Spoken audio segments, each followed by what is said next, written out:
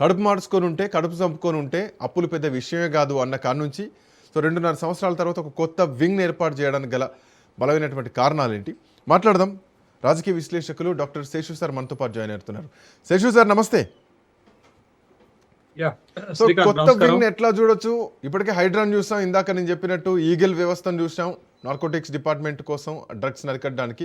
But ఇప్పుడు అక్రమాలను అరికట్టడానికి, అవినీతిని అరికట్టడానికి, సో అవినీతి అధికారులను వాళ్ళ భరతం పట్టడానికి ఒక కొత్త వ్యవస్థ తీసుకురాబోతున్నారు. సో ఈ వ్యవస్థను ఎట్లా చూడాలి? అంటే ఎక్కడ ఫెయిల్యూర్స్ జరిగితే కొత్త వ్యవస్థ వస్తోంది, అండ్ ఎందుకు ముఖ్యమంత్రి కనుసన్నల్లోనే ఒక వ్యవస్థ సీఎంఓ నుంచే ఒక రూలింగ్ చేసేలాగా, మానిటర్ చేసేలా ఒక వ్యవస్థ రావడానికి గల బలమైనటువంటి కారణాలు ఎట్లా చూడొచ్చు?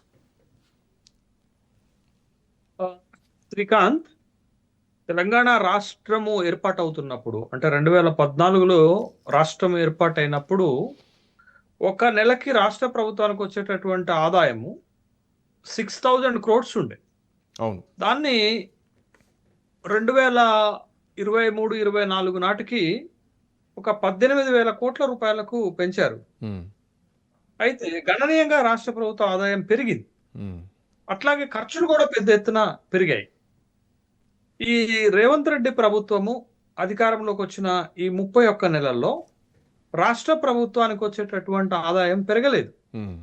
18,500 కోట్ల రూపాయలు నెలకు ఆదాయం వస్తుంటే ఖర్చు వచ్చేసరకు 22,500 కోట్ల రూపాయలు నెలకు వస్తుంది. అంటే సరాసరిన ఒక్క నెలలో రెవెన్యూ లోటు ఎంత కనపడుతుంది అంటే 4,000 కోట్లు కనపడుతుంది. మరి రెవెన్యూ లోటును పూడ్చుకోవడానికి ఏం చేయాలి? మనం అప్పులు చేయాల్సిందే కదా. అవును. అందుకని కాగ్ నిన్న మొన్న ఒక రిపోర్ట్ ఇచ్చింది శ్రీకాంత్. ఏమిచ్చిందంటే ఈ 3 నెలల్లో ప్రభుత్వము 22,000 కోట్ల రూపాయలు అప్పు చేసింది. వచ్చినటువంటి ఆదాయం కేవలం 64,000 కోట్ల రూపాయలు మాత్రమే.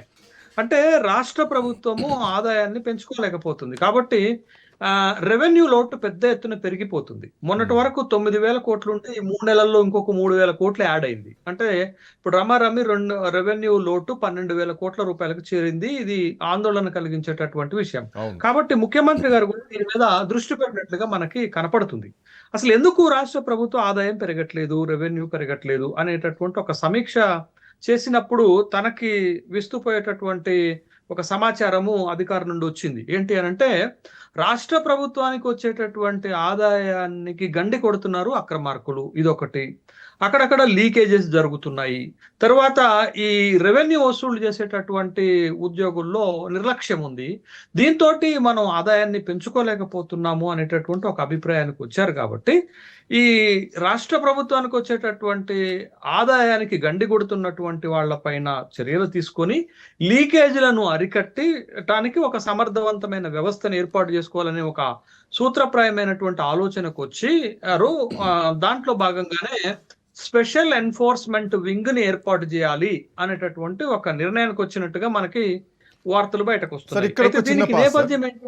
ఇక్కడ ఒక చిన్న పాస్ సార్, అంటే ఇప్పటికే ఏసీబీ ఉంది, సిఐడి లాంటి వ్యవస్థలు ఉన్నాయి. సో ఈ వ్యవస్థలన్నీ ఉన్నాక కూడా ఒక కొత్త వ్యవస్థను తీసుకురావడానికి గల కారణాలు ఏంటి అంటే తన వ్యవస్థల మీద తనకే నమ్మకం లేక ఇంకో కొత్త వ్యవస్థను తీసుకొచ్చి అది కూడా ముఖ్యమంత్రి హ్యాండ్ ఓవర్లోనే పెట్టుకోవాలన్నటువంటి ఉద్దేశమా ఏందన్నట్టు ఎట్లా చూడాలి? ఓకే, ఇప్పుడు మనం ప్రతి దాంట్లో విమర్శలు, లోపాలను వెతకలేం, కానీ కొంత అకౌంటబిలిటీని పెంచి ఇప్పుడు ఉన్నటువంటి సమస్యకు ఒక పరిష్కారం చేసుకోవాలి అనేటటువంటి ఉద్దేశాన్ని మనం స్వాగతించాల్సినటువంటి అవసరం ఉంటుంది. అయితే దీంట్లో ఏంటి అంటే ప్రతి డిపార్ట్మెంట్ లో విజిలెన్స్ ఉంటాయి, అంతర్గత తనిఖీలు ఉంటాయి. అవి ఉన్నప్పటికీ కూడా వీటిని అరికట్టడంలో, ఈ ల్యాబ్స్ ని, లీకేజెస్ ని అరికట్టడంలో, అక్రమార్కులను అరికట్టడంలో ఫెయిల్ అవుతున్నాం. కాబట్టి ఆలోచన చేయటం మంచిదానిగానే మనం చూడాలి. అయితే దీనికి నేపథ్యాన్ని కనుక మనం చూస్తే రేవంత్ రెడ్డి గారు అధికారంలోకి వచ్చిన తర్వాత మీకు వాటర్ బాడీస్ ని కాపాడటానికి, తర్వాత ప్రభుత్వ ఆస్తులను రక్షించుకోవటానికి, ఆక్రమణలను తొలగించటానికి హైడ్రా లాంటి ఒక స్వతంత్ర ఏజెన్సీని ఏర్పాటు చేసినటువంటి సందర్భం చూసాం. సరే, అది కొంత ఉపయోగకరంగా, కొంత ఆరోపణలు వస్తున్నటువంటి, తర్వాత దాని మీద వివాదాలు ఉన్నటువంటి అంశం చూస్తే అలాంటి మోడలు. తర్వాత మీకు నార్కోటిక్స్ డిపార్ట్మెంట్ ఉన్నప్పటికి కూడా ఆ డిపార్ట్మెంట్ ఫెయిల్యూర్ అవ్వటం వల్ల, ఇంటెలిజెన్స్ ఫెయిల్యూర్ వల్ల కూడా ఇప్పుడు ఏం చేశారు, ఈగల్ అనేటటువంటి ఒక స్పెషల్ ఏజెన్సీని పెట్టి మాదక ద్రవ్యాల అక్రమ రవాణాని, మాదక ద్రవ్యాల ఇంపోర్ట్ని, మాదక ద్రవ్యాల ఉపయోగాన్ని కంట్రోల్ చేయాలనేటటువంటి ఒక ఏజెన్సీని ఏర్పాటు చేసుకున్నారు కదా. బట్ అదే ఆలోచనతోటి, అదే ధోరణితోటి రెవెన్యూని పెంచుకునేటటువంటి క్రమంలో కూడా ఒక స్పెషల్ ఎన్ఫోర్స్మెంట్ వింగ్ ని ఏర్పాటు చేస్తే ఎట్లుంటుంది ఇప్పుడు తక్షణంగా రాష్ట్ర ప్రభుత్వానికి ఉన్న సమస్య అదే కదా.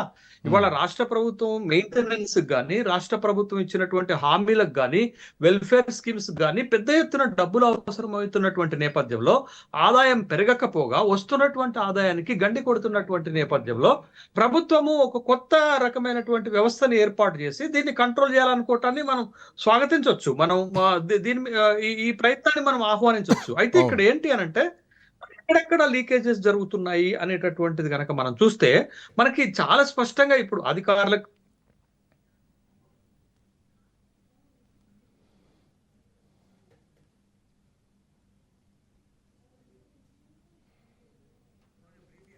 I think some network issue ఉన్నట్టుంది Seshu sir. Yup Seshu sir, okay, some network issue వచ్చినట్టుంది. బట్ ఏదైనా కానీ తెలంగాణ రాష్ట్రం ఏర్పడ్డ తర్వాత రెవెన్యూ లోటు జరుగుతోందా?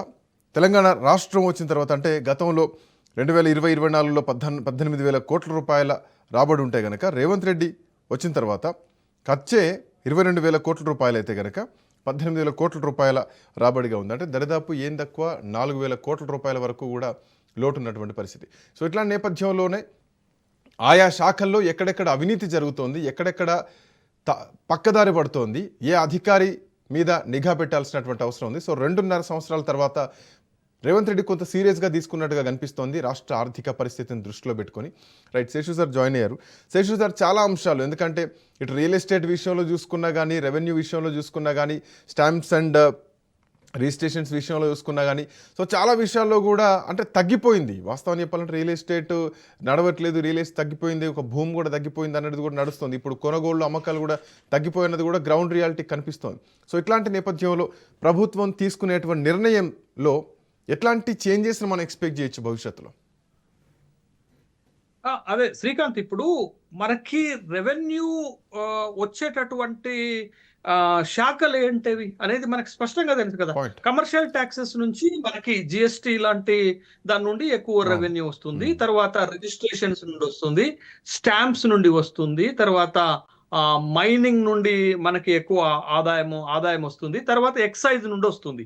వీటన్నిటి నుండి మనకి ఆదాయం ఎక్కువగా వస్తుంది అనేటటువంటి విషయం తెలుసు మనకి. అయితే ఈ ఆర్థిక సంవత్సరానికి మనకి రావాల్సినటువంటి ఆదాయం ఎంత అంటే 3,24,234 కోట్ల రూపాయలు రావాలి. మొదటి ఈ 3 నెలల్లో మనకు వచ్చినటువంటి ఆదాయము 64,000 కోట్ల రూపాయలు మాత్రమే వచ్చింది. దీంట్లో 22,000 కోట్ల రూపాయలు అప్పు అయితే 42,000 కోట్ల రూపాయల ఆదాయం వివిధ మార్గాల ద్వారా వస్తే దీంట్లో ట్యాక్సెస్ నుంచి వచ్చింది 38,000 కోట్ల రూపాయలు. అంటే నెలకి సగటున ట్యాక్సెస్ ద్వారా మనకు వచ్చినటువంటి ఆదాయం ఎంత అనంటే 12 నుంచి 13,000 కోట్ల రూపాయలు వచ్చింది. కానీ దీన్ని పెంచుకోవాల్సినటువంటి అవసరం ఉంది. 15 నుంచి 16,000 కోట్ల రూపాయలు వస్తే మనం పెడుతున్నటువంటి ఖర్చుని మీట్ అయ్యేటటువంటి అవకాశం ఉంటుంది.